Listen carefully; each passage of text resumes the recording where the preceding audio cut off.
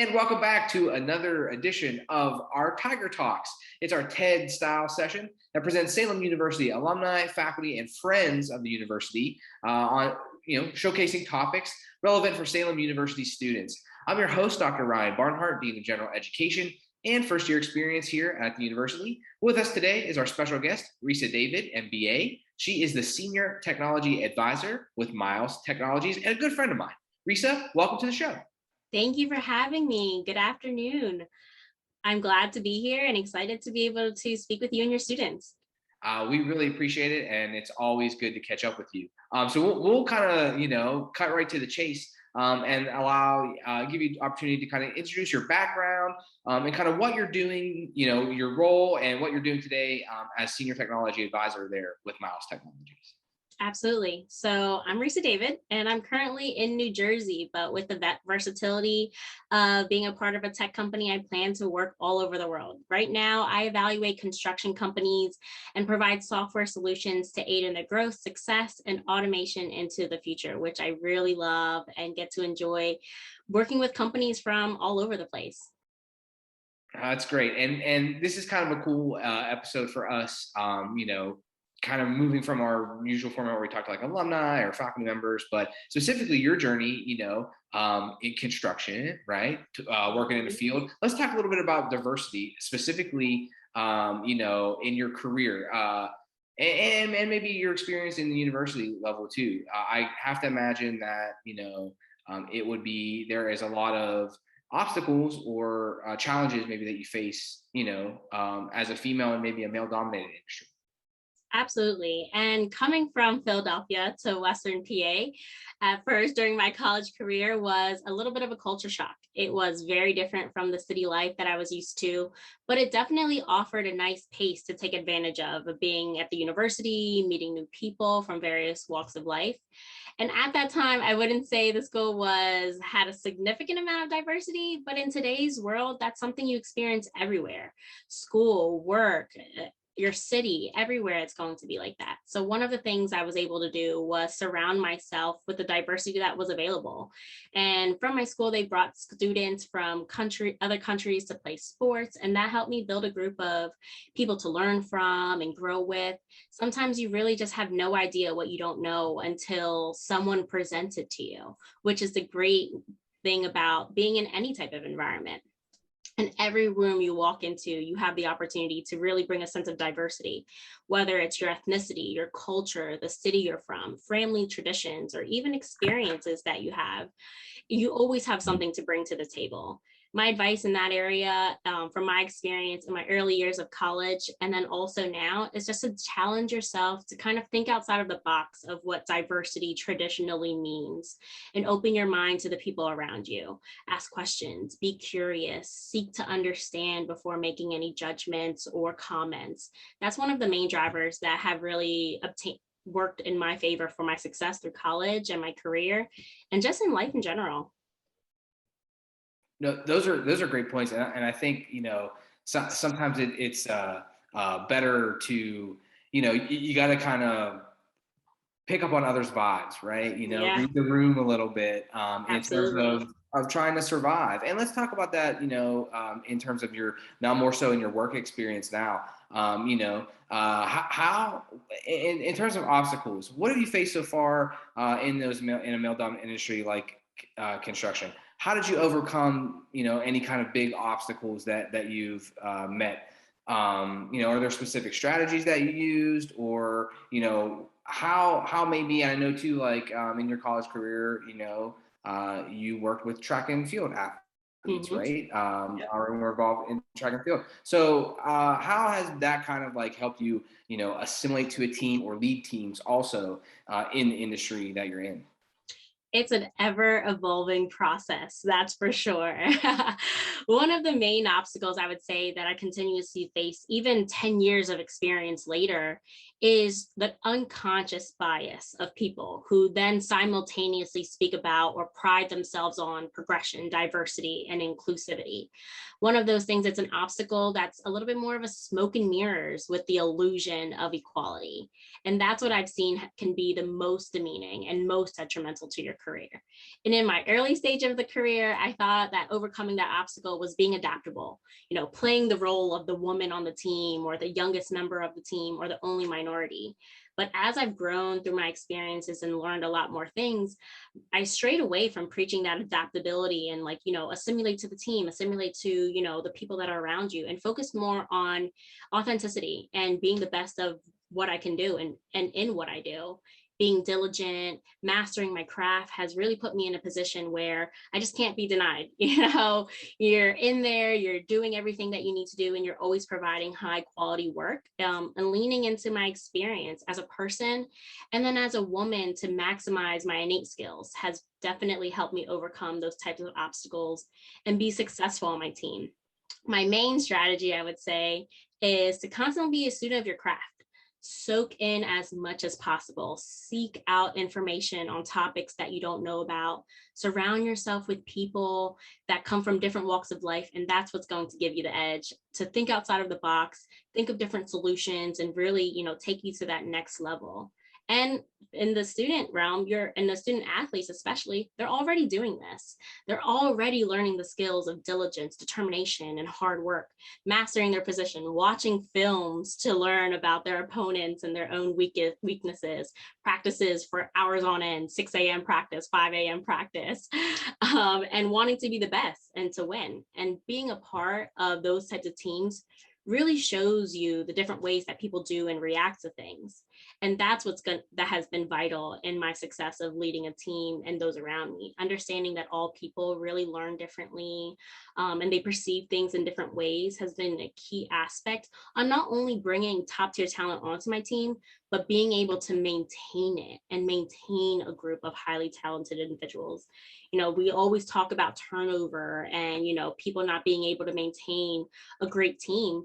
And a lot of times people say you don't leave your company, you don't leave your job, you're leaving your manager. But whenever you can lead a team and, be able to adapt, I'm already talking about, but be able to learn how people learn and how they're able to, work with you really goes a long way. So what you're saying is learning is important, it sounds like. Yes, absolutely. Learning and being a student. And that's the great thing about college. And, my experiences there is, when you graduate, you're thinking, wow, I need to be, this top tier business person, or I have to know everything. But really being a student and learning is what's going to always take you to that next level and keep helping you grow. Would you say that capability then is your biggest key to success in your field or something else? I would say my biggest key to my success in my field is definitely time management. In college, and then a lot for your students, they're juggling class, studying, practice, events, social life, home, all of those things that you can think of. But being able to take your day and break it into segmented pieces of those things while also taking your time to yourself has definitely been the biggest key to my success. I'm constantly working with clients all over the world in different time zones. They have a lot of different needs, and I'm meeting with hundreds of people a week. So being able to have a lot of notes, stay organized, and really have that time management type of schedule and skill makes you really go to the top of your field. In my field, I think specifically, but in all fields, because it really sets you apart to have, that time management skills so that you're not overwhelmed or things aren't falling through the cracks. Is there one hack that you have for time management that you've accumulated? I know this kind of wasn't this kind of off the cuff, wasn't really on the format that we pre-discussed before, but is there anything, I'm always curious, time management is such an important skill that we really hammer home for our students, especially in the first year experience in some of our, first year experience courses. So is there anything that you use, whether it's it could be something as simple as a planner or your calendar in your iPhone, but is there something that you absolutely must have that allows you to manage your time like that? Yeah, absolutely. My one major hack, and this was started in college actually, we got free planners. And I was like, okay, awesome. I'm going to use this planner. I'm going to put everything in there. But blocking off your time to get things done and do things for yourself. And I do that now.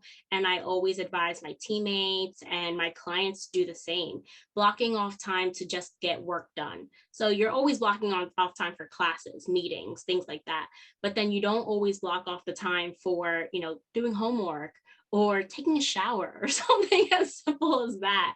So blocking off those timelines and staying true to them is really important, because that's what's going to help you not only get all the work that you need to get done, but also know, okay, this is my schedule. It's one less thing you have to think about. And then you're able to really hone in on that time. And one of the other things, I have one of these hourglasses. It helps me, I know that it's an hour. I cover up my time, turn over my phone, and it really helps you get what you need to get done. And it's only an hour. You're like, I can do all this in an hour. No, that's great. I like the hourglass. That's like, and you had it ready to go too. That was perfect. Yep. Perfect timing. So along those same lines, advice. What would your biggest piece of advice be to either, current students at Salem, future students that might be at Salem in the few, or other alumni, in terms of, just being successful, whether it's in your field or life in general? Absolutely. My biggest piece of advice, and I know it sounds cliche, but is to live the life you want to live, and don't let anyone tell you any different or that you can't. Take advantage of the opportunities that are presented to you and seek guidance when you're unsure or want other opportunities. And living by that has definitely opened a lot of doors for me. If somebody says, oh, you can't go into these construction meetings, you can't sit at that, boardroom table, they're not going to take you seriously, or they're not going to, think that you know what you're talking about. But then every time, if you show up every time with that high quality work, preparing, knowing what you're talking about, like I mentioned, mastering your craft, and then so that when you do have the seat at that table, when you open your mouth and you speak, again, like I said, you can't be denied. When you're walking the walk and talking the talk is very different than, having the degree. The MBA at the end of my name is great, but it means nothing if I don't have, the quality of work to back it up. And that's definitely, there's going to be so many short-term sacrifices that you'll need to make to obtain your long-term goal. And sometimes you'll want to give up. And learning how to maintain a strong, positive mindset will take you through those hard times. And when you meet those long-term goals, those short-term sacrifices will just be a small blimp in your story. And that's definitely the biggest advice that I can give. Live the life you want to live, and short-term sacrifices for the long-term goal. It's really going to help you be successful in college, because it's like, maybe I want to go to this party tonight, but I have to study for my test or, do my homework. It's a short-term sacrifice, to get that A or to get those good grades and graduate with a good GPA. No, that's great. Time is valuable, and use it wisely. Oh yeah. I definitely can dig that for sure. Well, we've reached a point in the podcast or show where it's our time for our parting words. But before we get there, Reesa, I want to thank you again so much for taking some time to talk with us here at Salem about your experience and your burgeoning career, with Miles Technology and just all the cool things that you've accomplished so far, and will continue to, I'm sure, in the future. Absolutely. I'm really glad to be here. I was excited to do this with you and to be able to speak to your students today. It's what, higher education is something I'm very passionate about. In my graduate degree, I also worked with first-year students. So being able to just be here is exciting. And for me, my company, all my clients are always looking for top-tier talent and ideas. And the network of people that I have, they're always looking to mentor fresh minds, open minds, so that we can be a part of the future too. We're learning all these things. We want to pass it on to that next generation of students that are coming into the workforce or want to build their own type of business. And we love to be able to mentor that and see that and be a part of what's coming. So that's awesome. So where can folks, folks check you out at? LinkedIn or your company page, or how can Absolutely. You can check me out on LinkedIn, send me a message, tell me about your goals and aspirations, and I'd be happy to help any way that I can. Reesa David, MBA, that's where you'll find me on LinkedIn. Awesome. And we'll make sure we link it with the information for Miles Technologies also. That way our students can check it out on the web. So, well, again, for Reesa David, thank you for joining us. I'm Dr. Barnhart. This has been another great episode of Tiger Talks. We'll catch you next time. Thanks, Ryan. Have a great one.